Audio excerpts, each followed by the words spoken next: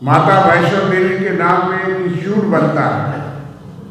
Institute बनाने वाले shrine board की मैनेजमेंट ने फैसला किया। उनके चेयरमैन माननीय मनोज सिन्हा जी लेफ्टिनेंट गवर्नर, उनके अधीन सारा काम, सेंटर के नुमाइंदे और केंद्र सरकार और भाजपा की सरकार के नुमाइंदे हैं। यहाँ से फाइल बनी। केंद्र में राष्ट्रीय अध्यक्ष भाजपा के जेपी नड्डा जी इस महकमे के सेहत मंत्रालय के मंत्री, उनके जेर साया एक फाइल पास होकर एक इंस्टीट्यूट बताया जाता है और जिस कानून के तहत वो इंस्टीट्यूट बना उस कानून के तहत सिलेक्शन भी होगी और सिलेक्शन में एक समुदाय के लोग ज़्यादा आए और लेकिन सिलेक्शन में धांधली कोई नहीं कहा, किसी ने कि धांधली हुई।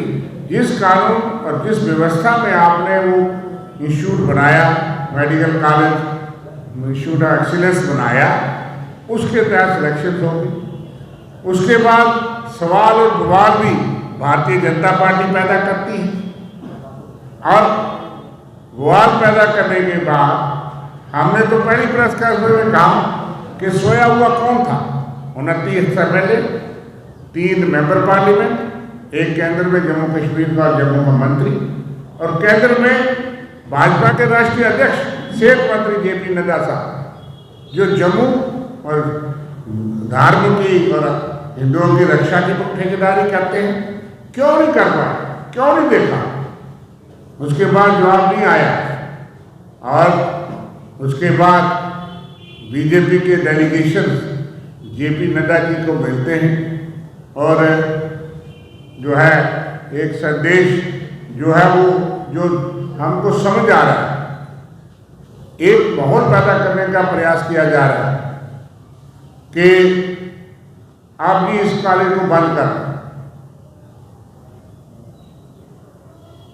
हमें जवाब चाहिए जेपी नड्डा जी से कि क्या सोचा आपने। धार्मिक भावनाएं जो भड़का रहे हैं, धार्मिक भावनाओं को ठेस पहुंची है, लेकिन किया किसने, क्यों ठेस पहुंची? आपके हाथों से पहुंची जेपी नड्डा जी, आपके हाथों से पहुंची भारतीय जनता पार्टी के नेताओं, लेफ्टिनेंट गवर्नर जी के हाथों से पहुंची आपने जिस तरह का बनाया और फिर उस चीज़ को उजागर भी आप करते हो और फिर जवाब भी कहीं ऐसे आते हैं जो भी आपत्तिजनक है। कोई प्रोवोकेशन, किसी किस्म की उत्तेजना भड़काने की बात हम उसके साथ नहीं। एक अच्छा काम, एक हॉस्पिटल भी बनाया गया माता वैष्णो देवी श्राइन बोर्ड के माध्यम से और लोग ये उम्मीद करते थे कि माता वैष्णो देवी के आशीर्वाद से भी हमको सेहत राहत मिलेगी। लेकिन अगर उसको कमर्शियल बनाया है तो उसको कमर्शियल ना बनाइए। जिस तरह से कुछ चैरिटेबल इंस्टीट्यूट हैं उनमें सोचिए, सस्ता इलाज हो, बेहतर इलाज हो, अच्छा इलाज हो। आज सबसे बड़ा इलाज महंगा है गरीब आदमी के लिए। गरीब ने रात और माता वैष्णो से भी दुआ की थी कि कैंसर इंस्टीट्यूट खुलेगा, हॉस्पिटल खुलेगा, हमें सस्ता और अच्छा इलाज मिलेगा, क्योंकि धन की माता जी के चरणों में कमी नहीं। तो ये काम नहीं करेगा, कल फिर नारायणा हॉस्पिटल को बंद करोगे, फिर आप कहोगे कि वहाँ भी दूसरे समुदाय से आप इलाज नहीं करवाएंगे। कहाँ अलग करोगे? फिर कहोगे स्कूल भी अलग होने चाहिए, मंदिर मस्जिद गुरुद्वारे का हमारा अलग है, लेकिन आप कहाँ ये विभाजन और नफरत करोगे? यहाँ करिए। बत्रा पे हमने कहा था माइनॉरिटी इंस्टीट्यूट है, किसी ने ऐतराज नहीं किया। आप कितना करना चाहते हैं व्यवस्था करिए, लेकिन इस तरह की बातें और यहाँ कई संस्थाएं इनके साथ जुड़ी हुई भाजपा की संस्थाएं जो संघर्ष भी कर रही हैं, उनके जुबान से भी आ रहा है जनाब आप इंस्टीट्यूट बंद कर दो। करोड़ों रुपये लगा होगा, इंस्टीट्यूट बना, उसमें व्यवस्था करिए ना, हिंदू धर्म के सेंटिमेंट्स की भी रक्षा करिए और फिर संविधान और कानून के तहत करिए। कानून है, संविधान है, तभी तो बत्रा कॉलेज को परमिशन मिली। कितने % है आप अध्ययन करिए।